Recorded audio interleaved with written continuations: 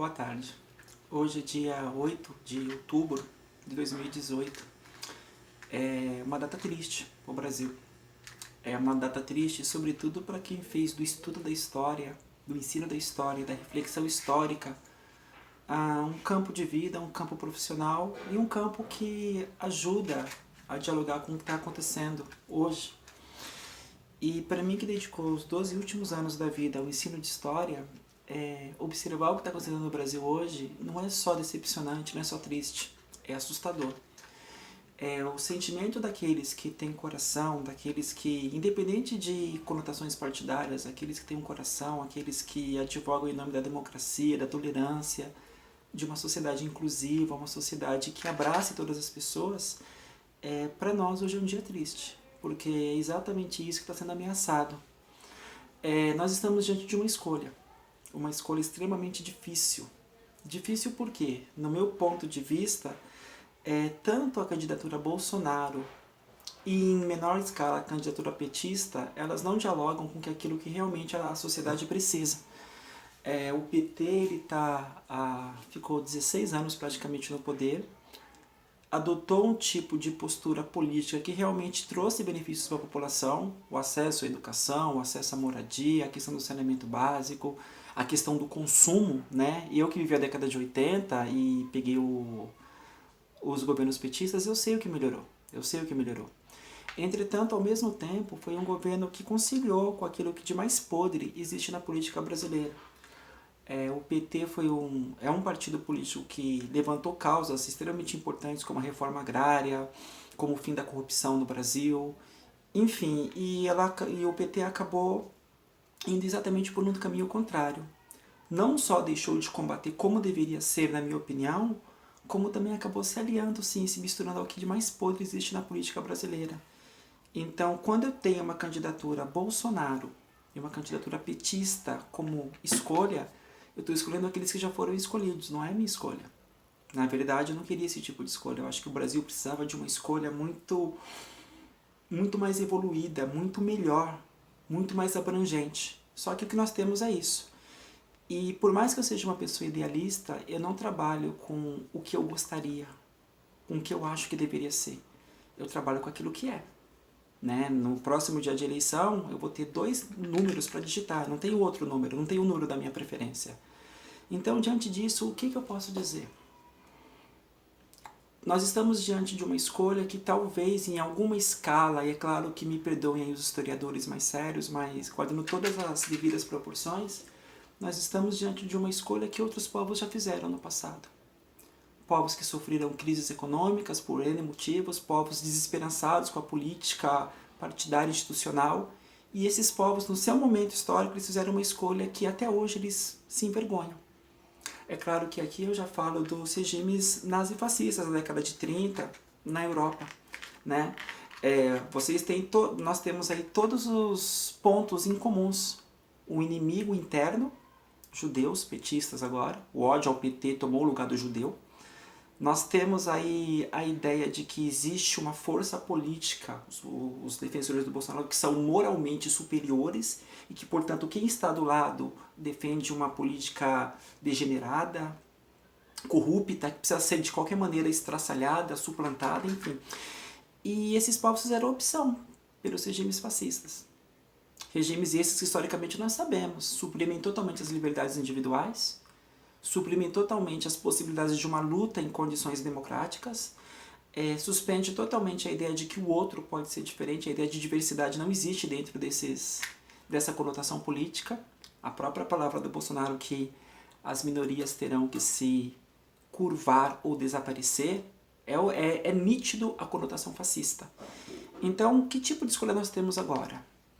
Entre aquilo que o PT acena e aquilo que o fascismo ele acena. Como professor de história, como cidadão, como pai, como ser humano, eu só tenho uma escolha para fazer. E a minha escolha é contra o fascismo. Todos os povos que optaram por soluções simplistas, soluções autoritárias, o que eles assistiram foi algo extremamente difícil, algo que marca, fratura a história de um país.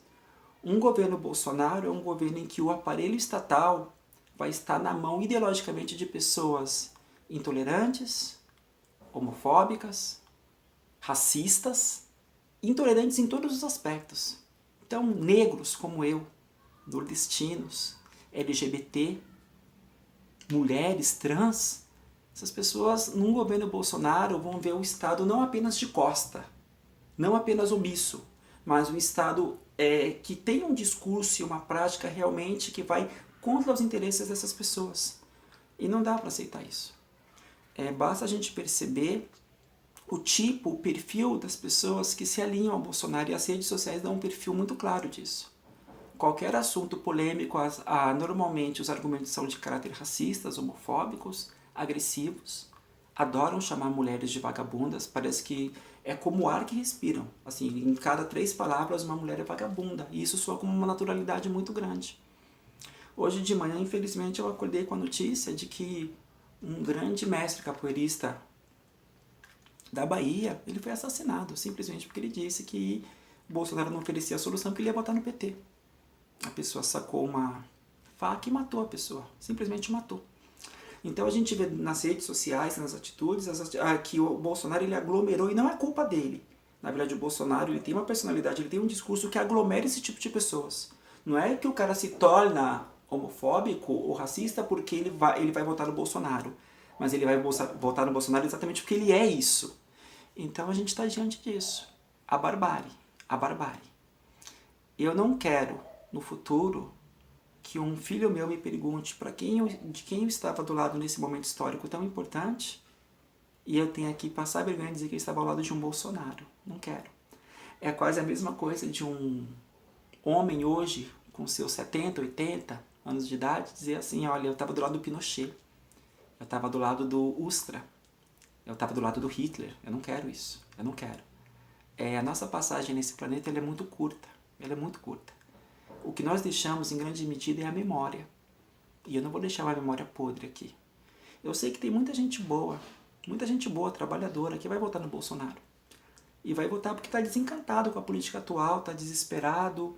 Então vê no Bolsonaro uma solução simplista, mas só que problemas que são extremamente complexos. E essas pessoas, infelizmente, estão fazendo uma opção que, no meu modo de entender, é errada. Estão optando pelo fascismo. Então, assim, a minha opção, e eu faço questão de deixar pública, é a luta contra o fascismo. Não sou petista, não defendo o programa petista na sua integridade, não defendo os últimos governos petistas, mas eu sei que o PT, hoje, é o único número que eu posso teclar que vai me evitar um pesadelo fascista. Então, o meu caminho é esse, a minha percepção é essa, e é assim que eu vou votar. A minha percepção é de que o fascismo ele precisa ser bloqueado no Brasil. Só que é mais do que isso. O fascismo ele não vai ser derrotado numa urna eletrônica, não é isso. Nós podemos derrotar o candidato fascista, mas o fascismo enquanto valor, o fascismo enquanto maneira de olhar a realidade e de dialogar, ele está presente no Brasil. Ele está presente.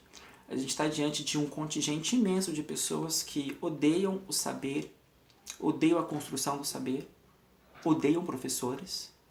Se você chegar para uma pessoa dessa e falar, olha, eu te trago dados, eu te trago informações, eu te trago estudos, a pessoa olha para sua cara e diz, olha, isso é coisa de comunista. O estudo hoje virou uma coisa maldita para essas pessoas. Essas pessoas não dialogam em termos racionais, é em termos de paixão mesmo, em termos de paixão. Se o PT vencer essa eleição, eu sou um dos primeiros a ir para a rua, como eu já fui várias vezes nas últimas décadas, contra medidas de governos petistas. O mesmo Haddad, ele me fez dormir em cima do viaduto do Chá 2 noites, defendendo os professores aqui da rede municipal. Se o Bolsonaro vencer, eu também vou para a rua.